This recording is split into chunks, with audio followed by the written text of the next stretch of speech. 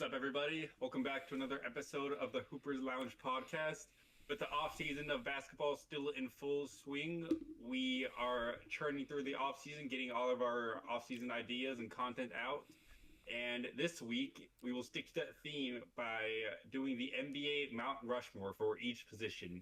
So the five positions in the league: point guard, shooting guard, small forward, power forward, and center, and the best four players of each position to form our Mount Rushmores.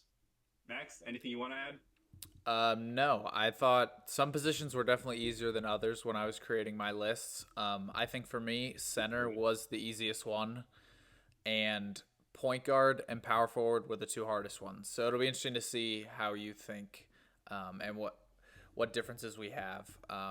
My lists are all time players, which I'm sure Alex's are as well. But yeah, this is gonna be very interesting. I'm excited. Yeah, so am I. I do disagree with you on the center take, though. I thought there were a very clear 4 or 5 centers. One was a bit of a snub, but I thought small forward was a much easier time in picking the four best players in that specific position. Gotcha. All right, so where would you like to start? What position do you want to start with? Well, we'll start at the beginning. We'll go to the point guards. All right. So for me, like I just mentioned, this was one of the harder ones to come up with. I think there were two clear-cut names that are going to be on both of our lists, and after that, there was like six guys that I could have filled in the other two spots with. I feel like it's kind of just a personal preference. So first, I'll start with the easy ones that are not debatable, and that is Steph Curry and Magic Johnson.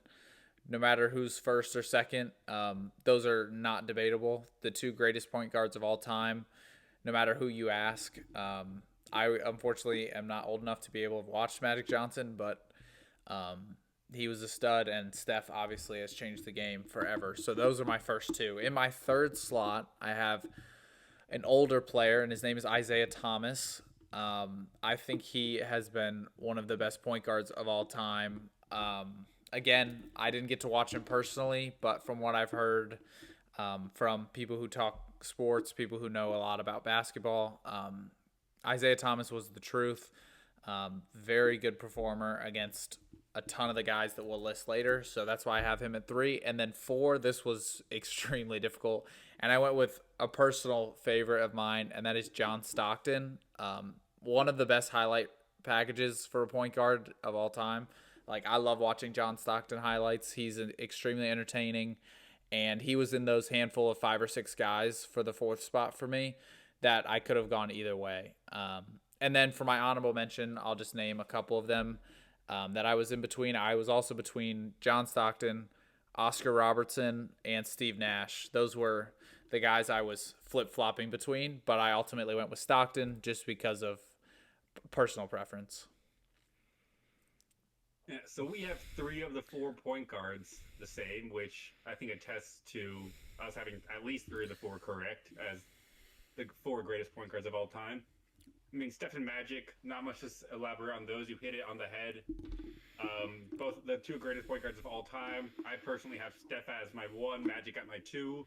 I mean, Steph, the all-time leader in three-pointers made throughout a career with 4,058 and counting. Two-time MVP, including the only unanimous MVP in NBA history, four-time champion.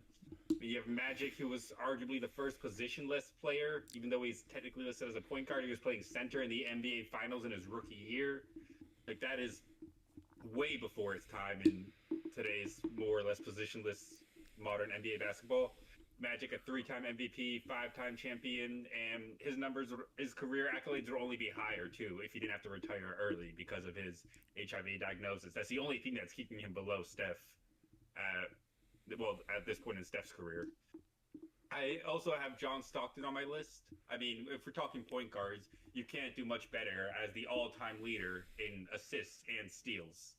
Right? That's about as pure of a point guard as it gets. So when talking best point guards of all time, you gotta have Stockton on there. He doesn't have an NBA championship or an MVP to his resume, but a 10-time All-Star, 11-time All-NBA, and the leader in assists and steals is definitely no slouch of a resume. And then here's where we differ. I don't have Isaiah Thomas as my fourth spot. I didn't even have Isaiah Thomas as an honorable mention. My fourth spot, it came down between Allen Iverson and Kyrie Irving. And Allen Iverson was listed as a shooting guard at a lot of websites that I looked at. So by default, that fourth spot went to Kyrie Irving, as one of the greatest ball handlers, if not the greatest ball handler the NBA has ever seen. He doesn't have the individual accolades. He doesn't have the MVPs or the sheer amount of championships as some of the other guys. But Kyrie was part of one of the most historic moments in the NBA in that 2016 Finals when he hit that three-pointer in Game 7 against the Warriors. And he hasn't experienced success when he's gone on to lead his own team, but I still think the impact that he's left on this NBA and just the culture of hooping as a whole is enough to warrant that fourth position. Gotcha. Any honorable mentions that you had, or some names that I mentioned that you considered? Like I said, Isaiah Thomas somehow didn't make my honorable mention. I think that attests to the depth of the point guard position. My honorable mentions included Allen Iverson, who he might be a shooting guard, he might be a point guard, who knows? But he is an honorable mention, and I also included Tony Parker and Steve Nash. Gotcha.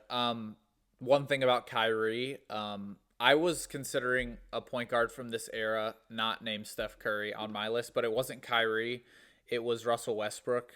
He was the only guy from this era that I considered, and that was purely because of the dominance of his triple-double season and how awesome he was then. Kyrie never crossed my mind. I do agree he's probably the greatest ball handler of all time. Probably the best finisher around the rim of all time, too. The way he's able to spin the ball off any piece of the backboard and it just goes in is truly remarkable. But I just didn't think that, like, all time he stood up with an Isaiah Thomas or a Steve Nash right now. That was kind of my opinion, but he definitely deserves to be on somebody's Mount Rushmore. Yeah, that's all I have to say about that. Yeah, accolades are obviously very important when we're especially in a Mount Rushmore debate, but at a certain point, you just have to look at the skill set of the player. And I cannot make an argument that players like Isaiah Thomas or Steve Nash, Tony Parker, are more skillful on the basketball court than Kyrie Irving is. He doesn't have the accolades to match with them, but you could very well make the argument that his career circumstances are the main reason that his accolades are lacking, because it sure is not for a lack of talent. Yeah, I agree with that. Kyrie's probably one of the most skilled players of all time, not just point guards, and that has taken him a long way in his career. So moving on next, we will go to the shooting guard position. Alex, I'll let you kick this one off. All right, shooting guards. I think there is.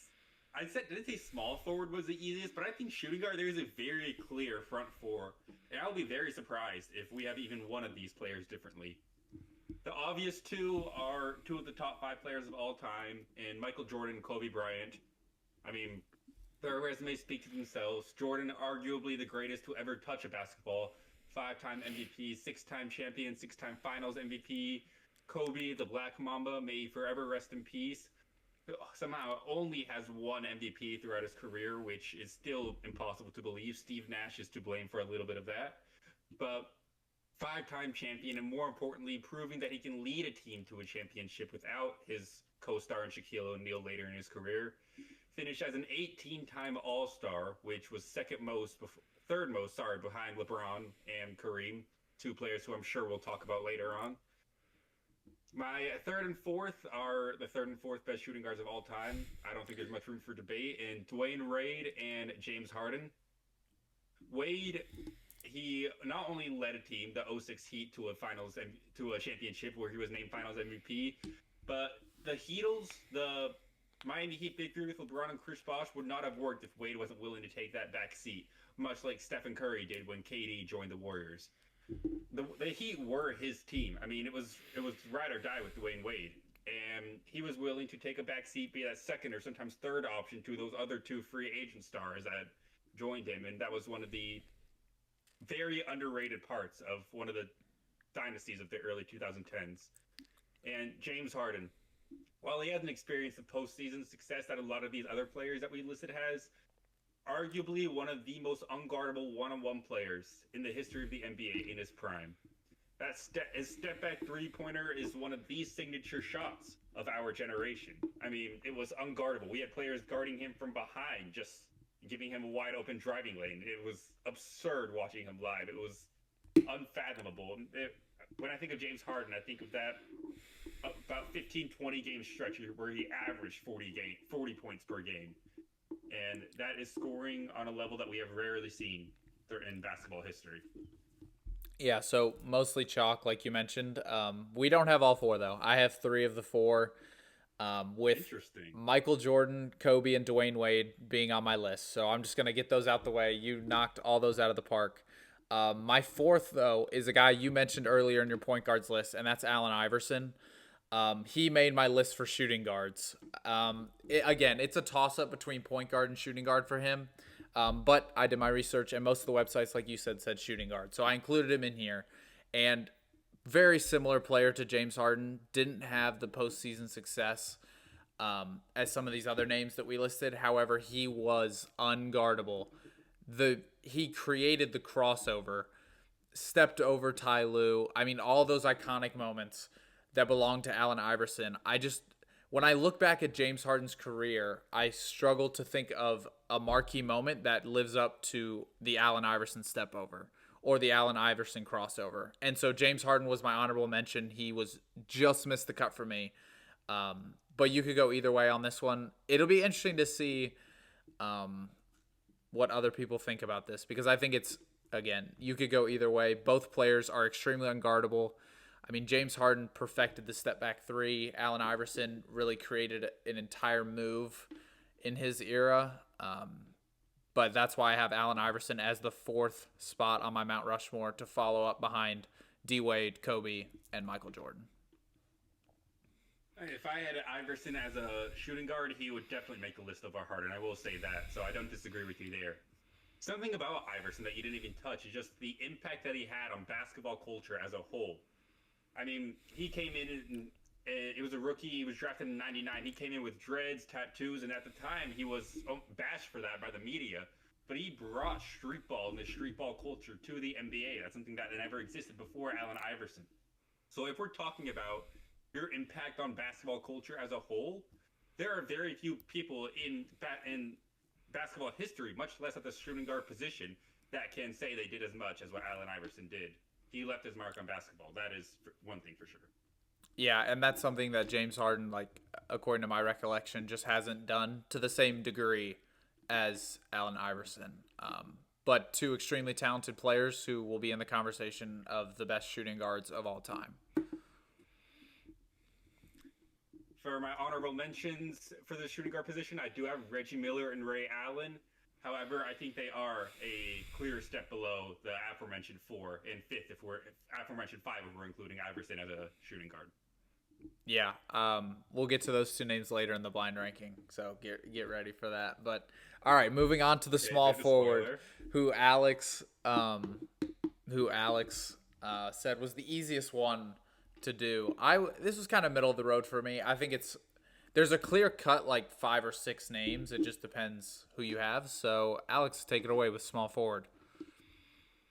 Much like the shooting guard position, I think there's a clear top 4 and then a 5th, 6th, 7th that are not quite on the same level as a top 4.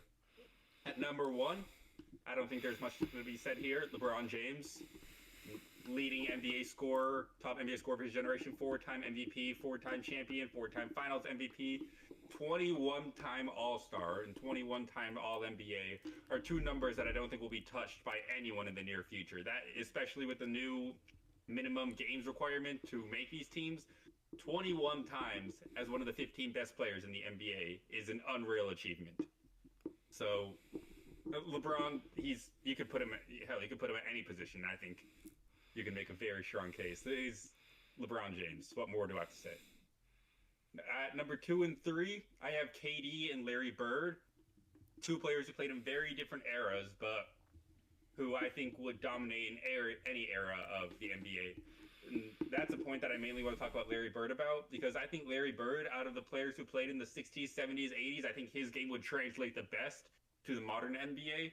And it's not like he was no slouch in his time either. I mean, a 3-time MVP where I'm pretty sure he won back-to-back-to-back. 3-time champion, 3-time Finals MVP, and the main rival of Magic Johnson. And that really kicked off the entire Lakers-Celtics rivalry that we still see today, is the Bird Magic Johnson.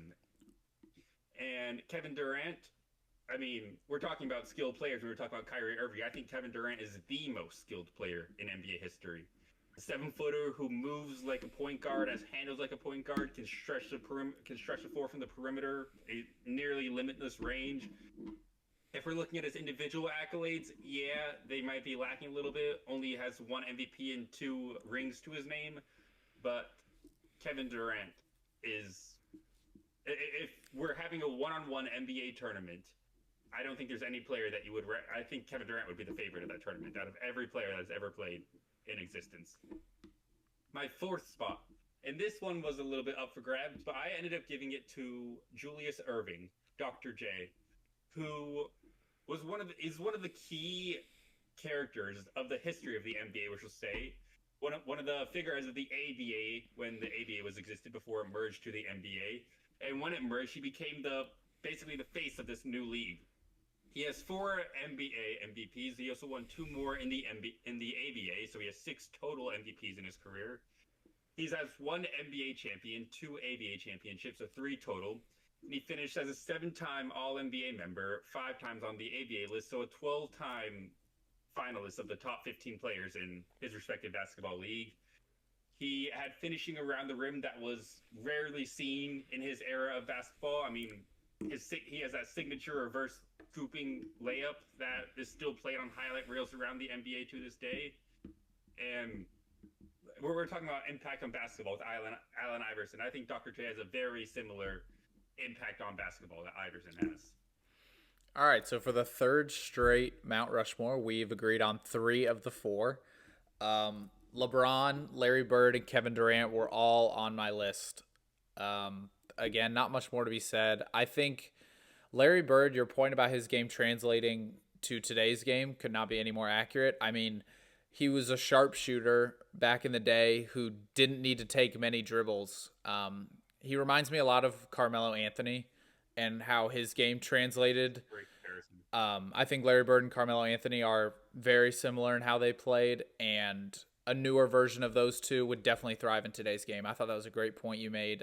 Kevin Durant and LeBron James, 2 staples who led Team USA to the Olympics this past year, showing that they still got it, even though they are, in my opinion, past both of their primes. I still think they are a given all-star every year and players that you have to game plan for on a nightly basis, players that have transcended the game. For my 4th position, this was tough. Dr. J was on my head. Kawhi Leonard was a name that I considered just because of how good his prime was. But I gave it to MJ's Robin, and that is Scottie Pippen, making the list for me. I think Scottie Pippen is the most underrated player of all time because a lot of players are the second best player on their team, but not everyone is the second best player to the GOAT.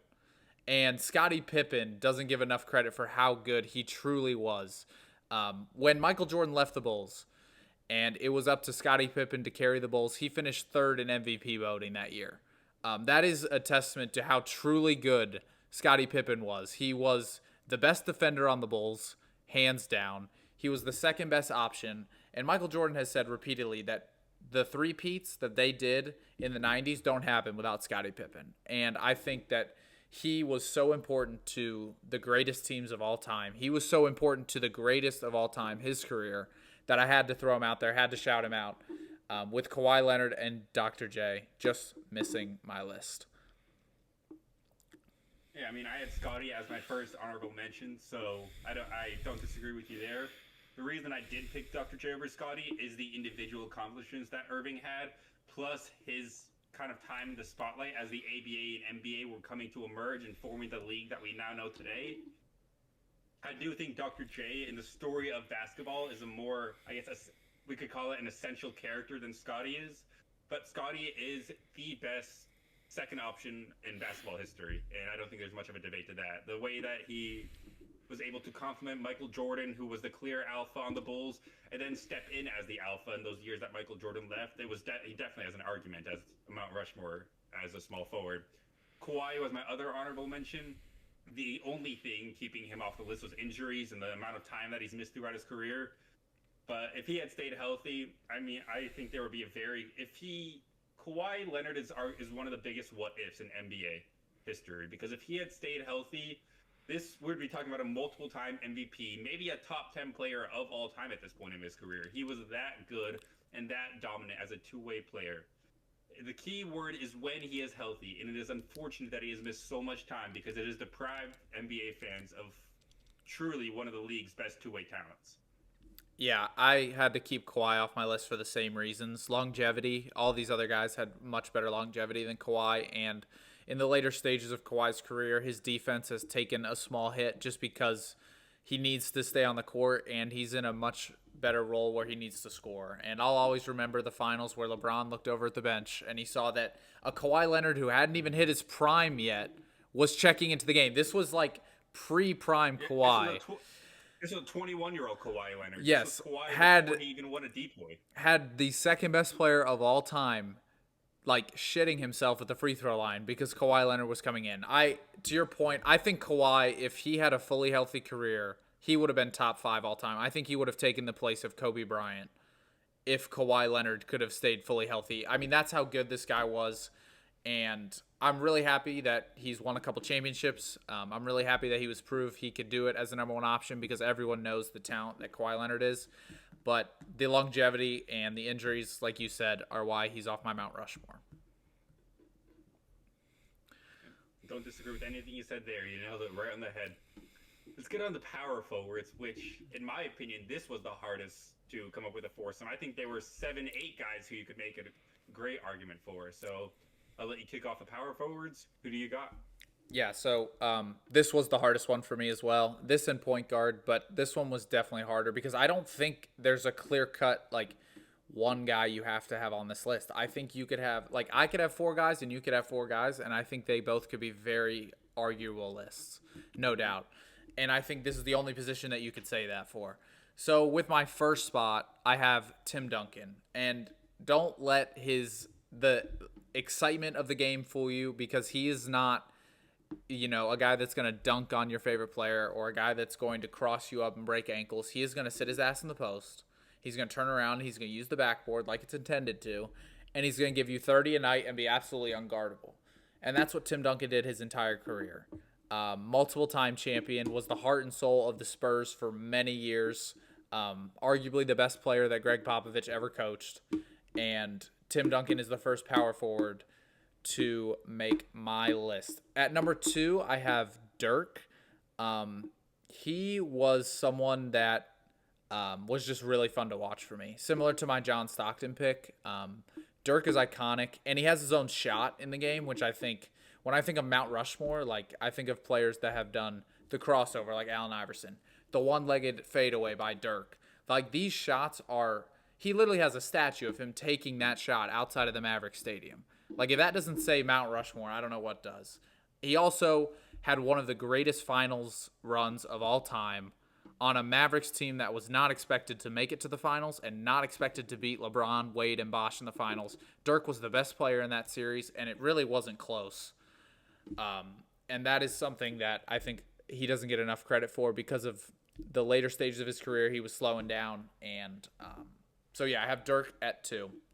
At 3, this one was, I think, a little controversial for myself, but I have Kevin Garnett. I think what he did with Minnesota was extremely underrated. Coming over to Boston and being an integral part of those teams with Paul Pierce and Ray Allen and Rondo. He was insane those years as well. A two-way monster who brought 110% effort every night. And I think a lot of people, when they think of Garnett now, especially people my age or younger, they just think of the guy that yaps on the internet these days, and they don't really truly understand how good he was. So Garnett rounds out the top 3. And then 4, I have Karl Malone, just an absolute beast. And I think that he makes my list. Based on Alex's face, I probably left somebody out, so I won't say my honorable mentions until Alex goes because I want to see what he says. But Karl Malone is my 4th power forward, and my honorable mentions are right here. I'm going to say him after Alex goes, but that's my top 4 power forwards. Okay, so just like the other 3 positions, we again have 3 out of the 4 the same. However, I do think Karl Malone is a big miss. and not just because of his off the court hobbies, we'll say. Okay. Um, to put it lightly, the three we have the same are Tim Duncan. I mean, we were talking about most underrated players. Tim Duncan is, in my opinion, the most underrated player in NBA history. I mean, you nailed it on the head. The focal point, the centerpiece of the Spurs dynasty, him and Popovich, five-time champion, three-time Finals MVP, five-time champion, as well as a two-time individual MVP, which I think a lot of people sleep on when they're talking about Tim Duncan, is that he was a dominant individual player in his youth too. Garnett, I also have on the list. I agree with his stint with the Timberwolves. His MVP often goes very unrecognized. But yeah, his MVP with the Timberwolves definitely helps him with the list. And his champion with the Celtics, that cemented his place as one of the all-time great power forwards. I mean, Garnett will go down as one of the greatest defenders in NBA history and one of the most intense players in NBA history. His trash talk on the court was second to none. You could very well make a case that he was the best trash talker of all time. I mean, maybe Draymond's getting to that territory, but I don't think he touches Kevin Garnett yet. And Dirk is the third guy that we have the same. I mean, you nailed it on the head with Dirk. His ring was arguably the most impressive and unexpected ring in NBA history. I mean, when you look at the names of the guys he took down the Kobe-led Lakers. He took down the Thunder with KD, Russ, and Harden. And in the finals, he took down the Heatles, and he did this largely by himself without a secondary all-star as a compliment. It was the Cinderella run of NBA history. And I think just that will cement his place as an all-time power forward. But his MVP in 06, or 07, sorry, and he'll also go down as one of the great international players. So that will only help its case. But the fourth spot, and I cannot believe that you left Giannis Antetokounmpo out of your all-time power forwards. And yes, he is my favorite player of all time. So maybe there's a little bit of bias here. But Giannis has 2 MVPs, which is more than Garnett and Nowitzki. He also has a ring like Garnett and Nowitzki. And he has a finals MVP, unlike Kevin Garnett. I don't think you can, I have Giannis as the second best power forward of all time if he were to retire today. I don't think there's a case that you can make where Kevin Garnett is a better overall player in NBA history than Giannis, much less Karl Malone. I'm sorry, I disagree with that hard. The other place that we disagree throughout the list, I can understand the argument, but not having Giannis, I think that's a huge miss. All right, so the reason I left off Giannis is similar to the reason why I left off Kawhi and James Harden, is because their careers aren't finished yet. What if Giannis turns around and can't win another championship and he ends up like Kawhi in a different place? Or what if he dominates and I have him at number 1 over Tim Duncan? I don't know what the rest of the career holds for Giannis. He was in my honorable mentions, and yes, he has been the most dominant player. But if you look back over the last multiple seasons, other than the year that they won the championship, when has Giannis been the best player in the league? It was LeBron before their championship. Then after their championship, it was Jokic. And now you could argue it's Jokic or Shea. Giannis, again, he had a great run to the finals, and he is a champion. There's something about Giannis that doesn't scream Mount Rushmore just yet, and I can't put my finger on it. Maybe it's because he can't shoot still. Maybe it's because he takes 12 seconds to shoot free throws and still misses. I don't know what it is. It's just something about the game that he plays is very it's MVP level, it's championship level. I don't know if it's Mount Rushmore level to me. But again, I didn't watch Karl Malone play. I had him on the list because of how dominant I think he was. I can watch Giannis and I can see him dominate, once every 3 games, but then there's other games where he just disappears and he settles for jump shots, and it's really hard for me to sit here and put him on this list. Okay. Well, I have a lot to say about what you said, but first of all, you were talking about how you don't know how Giannis's career is going to end up. If Giannis were to retire today and never play another minute in the NBA, I think he goes down as the second greatest power forward of all time. So not including him on the Mount Rushmore, it's very strange to me. But you were saying another thing about Giannis is that he can't shoot. And yes, he's never developed a three-point shot throughout his career. But he is one of the league's, at least last year, he was one of the league's most efficient mid-range jumpers. And if you don't believe that, you can look at the mid-range stats. I was shocked to see that too. And now you look at what he's doing in the EuroLeague over in Europe over the summer. He has been. I saw something on Instagram yesterday. He was shooting 65% from the field, which is first of all insane. But considering the amount of jump shots that he's taking, the mid-range fadeaways, the turnarounds, the floaters, he is taking a tough shot load as a number one focus on stop him at all cost option for Greece, and he's dominating in the mid-range and the paint. We're talking about players who can't shoot. Karl Malone never left the paint, right? He scored 90% of his shots in the paint in the restricted area. So if we're talking about a player's skill level, Giannis will forever be more skillful than Karl Malone ever was. I don't see how you can keep Giannis off the list. If you want to talk accolades, he has better individual accolades than Dirk and Kevin Garnett. You want to talk about championships, he has a ring, the same amount as Dirk and Kevin Garnett, and more than Karl Malone, who didn't win one throughout his entire career. You want to look at historical dominance, Giannis has averaged 30 points per game every season since his second MVP season. His recent years of play have gone underrated because the Bucks have suffered early playoff exits. But if you look all the way back to 2019, the year the Raptors made the championship, the Bucks have either made the finals or lost in the Eastern Conference to the team that ended up making the finals. So it's not like the lack of playoff success has been entirely his fault if he's losing against the Eastern Conference representative every year. I just don't think there is an argument to leave Giannis off of this list if he were to retire today. And he's only going to improve his resume as his career goes on. Okay, I hear what you're saying. The accolades are there for sure. How many rings would Karl Malone have if Michael Jordan didn't exist? How many rings would Giannis have if Jason Tatum didn't exist? So you're comparing Jason Tatum to Michael Jordan. That's a lot. Michael Jordan went 6-0 in the finals. He went 6-0 in the finals. So even if he goes 3-3, Karl Malone's got a chance to win one ring. One. But he had to go up every single year against Michael Jordan. And yes, he didn't get it done. And we can hold that against him. But Giannis, I think, would not have been able to get it done against Michael Jordan. And I do think that Karl Malone could get it done against Jason Tatum. So that's one thing that I think you can maybe stop with the ring debate about Michael. He had to face the GOAT in the finals multiple times. I mean, that is something that Karl Malone, he won the Western Conference multiple times, and then he ran into the biggest of Goliaths of all time when it comes to NBA basketball. So the ring debate with Giannis and Karl Malone, I think, is a little asterisk next to it. Yes, Giannis won a ring. Great for him, and I'm not taking that away from him.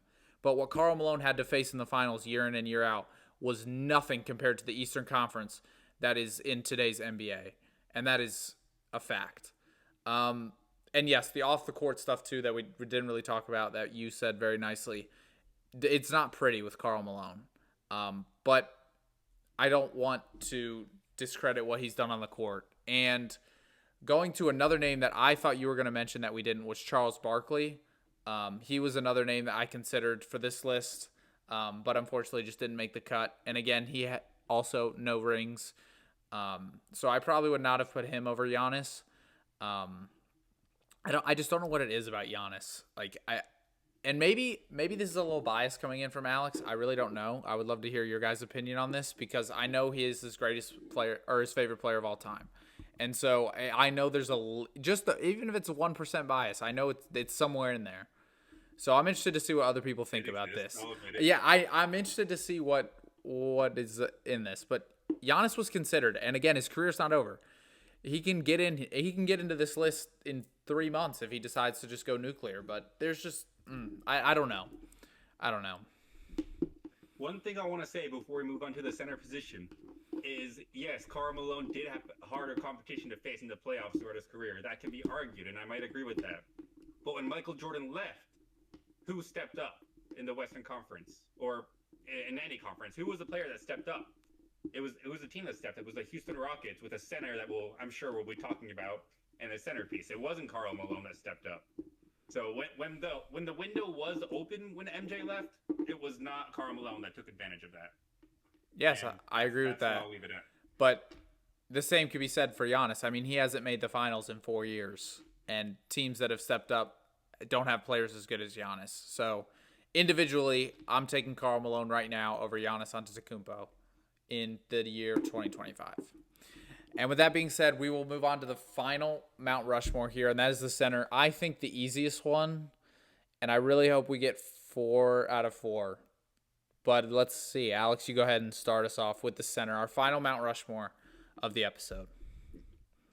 This I feel like was a difficult one because center is a position that has a lot of historical precedence. You see a lot of the all-time great players from the 50s and the 60s were centers, and it's kind of hard to figure out where to rank them among with the modern centers, the modern greats of today's game. So that is what makes the center position specifically a little complex for me. But I'll start us off with Hakeem Olajuwon, the aforementioned Houston Rockets center who stepped up when Karl Malone left. Hakeem, first of all, has an incredible backstory in his journey to get to the NBA. Second off, I think is the most skilled center that we've seen. Second most skilled center that we've seen in NBA history. I mean, the Dream Shake will be immortalized as a signature move. Hakeem is the player who stepped up and won 2 rings in the 2 years that Michael Jordan was out of the league, which kind of makes the Jordan-less era his era. And yeah, I don't think Hakeem, I think, is a lock for the Mount Rushmore of centers. I also have Shaquille O'Neal, the big diesel, who, when paired with Kobe Bryant, formed one of the most formidable duos the NBA has ever seen. Shaq was arguably the most physically dominant player the NBA has ever seen. Nobody could just compete with his sheer size and speed. I mean, what are you supposed to do when 300 pounds of pure muscle is posting you up on the block? There's not much you can. And that made Shaq one of the all-time greats.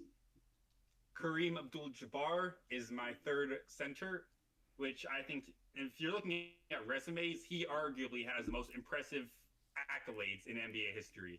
A 6-time MVP, which is the most in NBA history, a 6-time champion, a 2-time finals MVP, 19-time All-Star, second only to LeBron, and a 15-time All-NBA. I mean, before LeBron James rewrote the picture, it was Kareem Abdul-Jabbar who was the definition of longevity in the NBA. He was averaging 20 points from the day he got into the league to the day he got out, and he played over 20 seasons, so that's saying something. And the fourth spot, this was difficult for me to choose one player out of the 4 or 5 that could be here. And I'm going to assume that we disagree on this fourth player based on how your rankings have looked. But I have Nikola Jokic as my fourth player. And that might be a bit shocking to you, picking Jokic over other all-time greats like Bill Russell and Wilt Chamberlain. And the reason I did this is because I do not know how Bill Russell and Wilt Chamberlain's game would play out in the modern NBA. And I think Jokic would dominate in any era of NBA. I was about to put Hakeem as the most skilled center in NBA history before I remember that Nikola Jokic exists. So I can't, because he is, I think, undisputably the most skilled center the NBA has ever seen. Jokic is a 3-time MVP, which I think is more impressive considering that we're in the age of parity and that we're seeing a lot of players in MVP conversations and talks much more than we were seeing in the 80s and 90s, which were dominated mostly by 3 or 4 or 5 players. So his 3-time MVP in the era of parity is significant.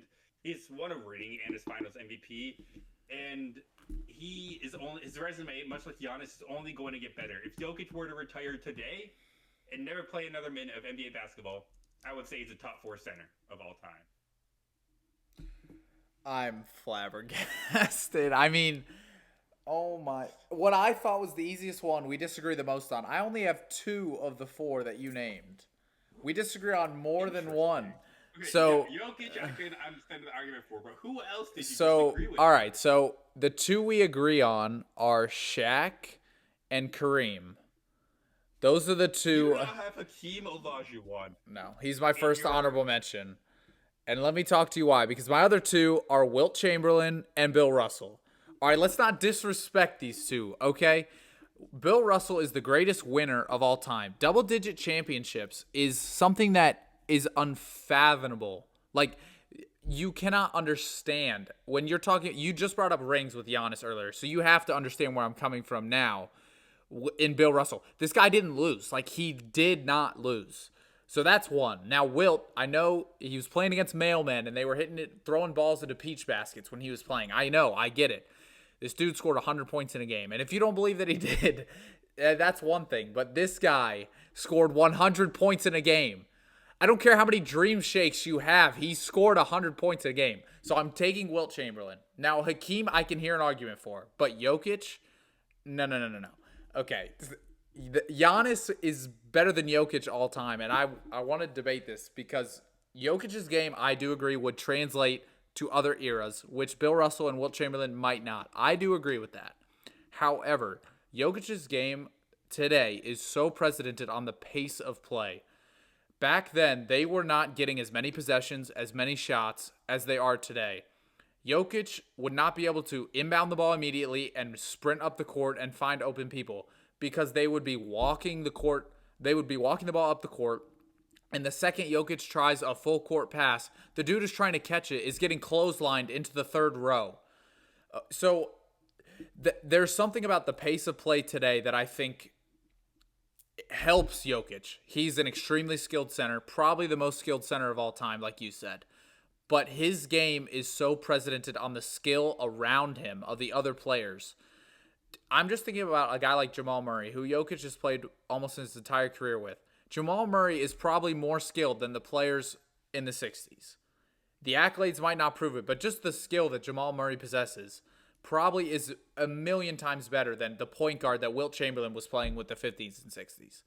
So I think that has something to do with it. I think Jokic's assist numbers would be way down because when they double team him in the post and he kicks it out to, let Larry Bird Sr. in the corner, that dude is not hitting a three. He's not hitting the three. Like, he's not going to hit that shot. So I think his stats are not inflated. That's not what I'm trying to say. But I think back then they would take a hit.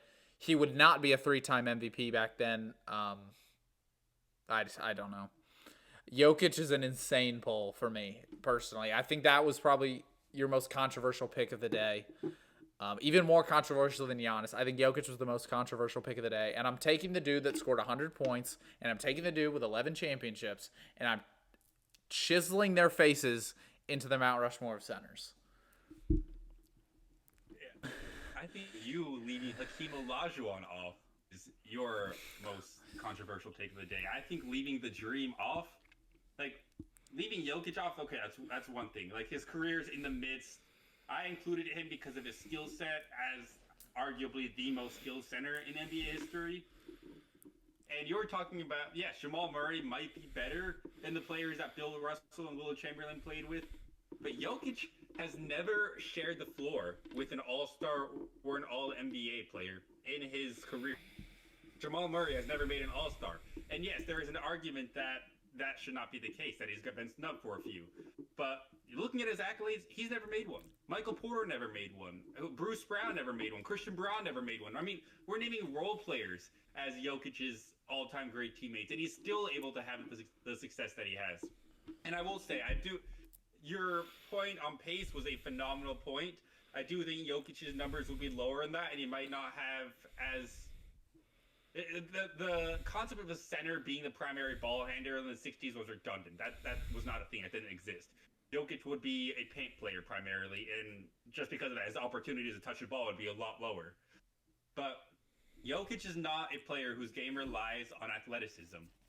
And I think throughout NBA history, athleticism has only increased. We didn't see as many players have 40-foot verticals in the 1950s and 1960s as we do today. I mean, when Michael Jordan dunked from the free throw line, it was the greatest thing ever. And now we have 15th men bench players who are doing that in their sleep. So I think athleticism has dramatically gone up. And I think Jokic dominating in an era as a player who you wouldn't necessarily consider athletic, I think him being as dominant as he is would show that he could be just as good in any era. Yeah, I think I hear you there. Role players, though, like, I'm just thinking in my head, if you put Michael Porter Jr. in Wilt Chamberlain's league, he's the Steph Curry of that league. That's the greatest shooter that league has ever seen. If you put Bruce Brown on Bill Russell's team, he's probably a borderline all-star. And I know that's crazy to say because of how like the game is today, but I just think that the guys today are so skilled and they have learned from the guys before them, and they've taken skills from each era to make themselves the greatest. That's what makes Kyrie so good and Kevin Durant so good, is because they studied guys from before. So I just think that saying that Jokic hasn't played with an all-star is true, but the guys he's playing with from just a individual skill set are significantly better than what Bill Russell and Wilt Chamberlain were playing with. And that, to me, hurts the argument on Jokic. That's all I'm trying to say. And you mentioned Hakeem. Who would you take off from my list and replace Hakeem with of the four that I had? Yeah. Well, the choice is either Wilt or Bill Russell, and I'm going to choose Wilt solely because Bill Russell was viewed as Wilt's kryptonite. I mean, Wilt would undisputably be on every Mount Rushmore list if Bill Russell didn't exist. Right? Wilt would have not only had the most impressive individual statistics in NBA history, but would probably be a 6-7-time NBA champion if Bill Russell didn't exist. So I do have to give it to the all-time winningest player, but Bill Russell also played on the stacked Celtics teams of the 60s and 70s, who would have 4 or 5 All-Stars on their roster. I mean, yes, I'm not going to sit here and say that Bob Cousy was just as skillful as Jamal Murray is today. But when you're looking at accolades, when you're looking at the skill level of their time, Bob Cousy was a premier point guard in his era. Jamal Murray has never been a premier point guard in his era. And I think that is a difference. Jokic has done more with less than what Russell and Chamberlain have done. And that's not a knock on Russell. I mean, I'm not going to knock the guy for having a better team, right? That's great team building around him.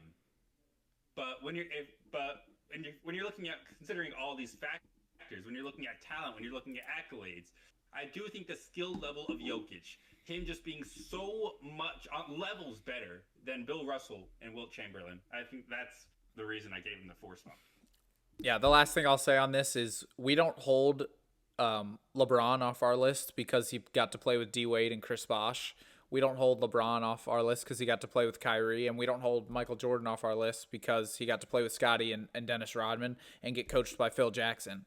So I think it's unfair to hold Bill Russell accountable for the teams around him when we have guys on this list that were also on stacked teams. I mean, look at Steph Curry, for example. Would Steph Curry be a 4-time champion if he was drafted by the Washington Wizards? No.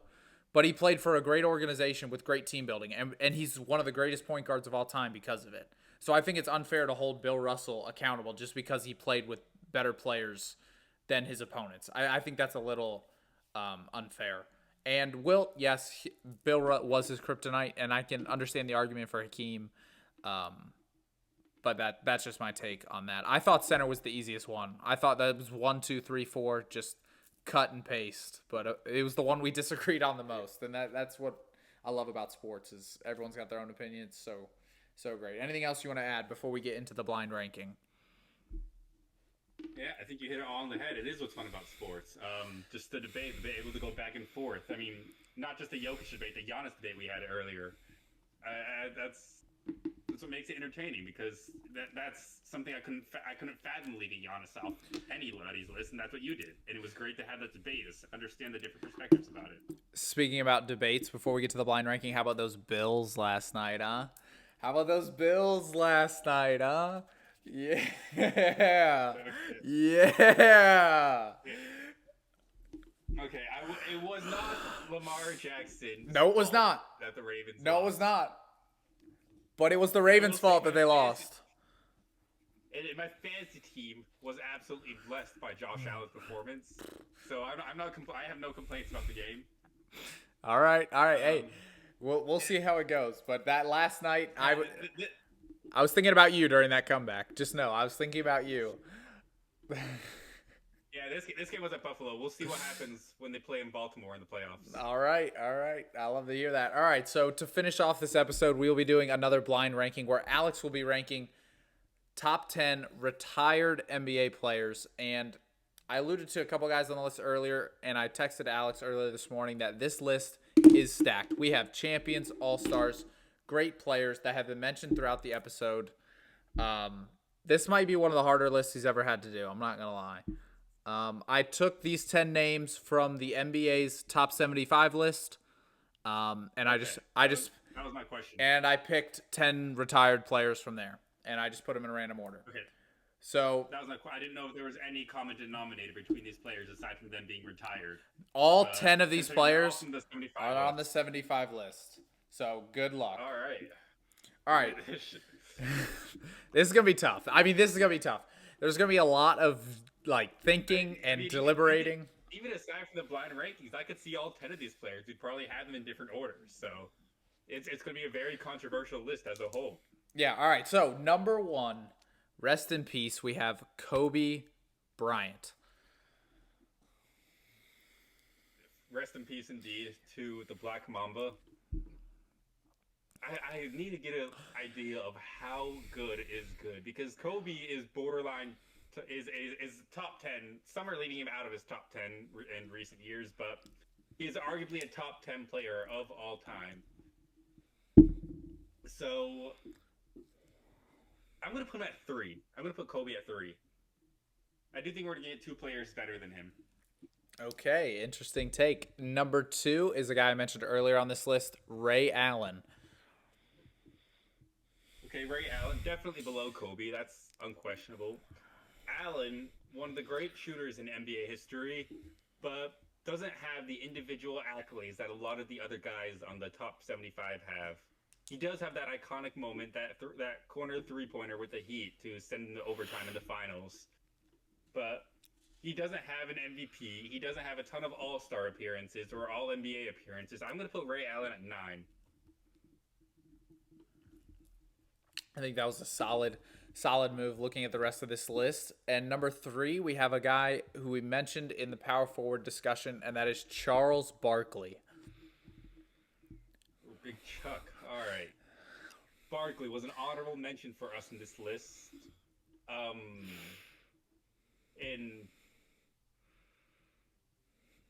gonna put him at 6. I just feel like that's the right spot for Barkley. Barkley doesn't have a ring. He doesn't have an MVP to his name, but I think not having a ring would definitely put him below Kobe's 5. All right. Next up on the list, a current head coach in the NBA, and that is Jason Kidd. Jason Kidd. We mentioned Stockton as the career leader in assist steals. Don't sleep on Jason Kidd because he is second in both of those categories. So Kidd arguably was left off of both of our honorable mentions in the point guard category. Is he better or worse than Ray Allen? He does have a ring that he won. He has a ring that he won with the Mavericks, but he wasn't like the star of that ring. I'm gonna put him at 8. I do think historically he is better, just because his name will show up on the all-time leaderboards and under assist and steals. I think that puts him above Ray Allen. He does have a ring. He was known as he's a Hall of Fame point guard. This is tough. Yeah, this is tough. All right, number 5, we have another great all-time shooter, and that is Reggie Miller. Okay, I'm glad I put Ray Allen at 9 because I would definitely have Reggie Miller over Ray Allen. But I do think Reggie Miller's lack of an MVP and a championship hurts him. I wish I could put him in between Kidd and Allen, but I can't, so I'm going to put Reggie Miller at 7. Okay, Reggie Miller over Ray Allen and Jason Kidd. So we're halfway through the list. Alex, how are you feeling? Not great. There's a lot of top-heavy options. I'm gonna need some multiple-time MVPs to close this out. All right. Well, up next we have an MVP, a Finals champion, a man we mentioned earlier in volume, Dirk Nowitzki. I'm happy with Dirk. And I think right below Kobe at the 4 spot is perfect for Dirk. Okay, Dirk slots in at the 4 with 4 spots remaining. Next player up, John Stockton. Well, I hate leaving my 1 and 2 open, but I can't possibly put Stockton above Kobe Bryant and Dirk Nowitzki. I do think, well, considering I had Jason Kidd, which is basically John Stockton light at the 8 position, I do think putting...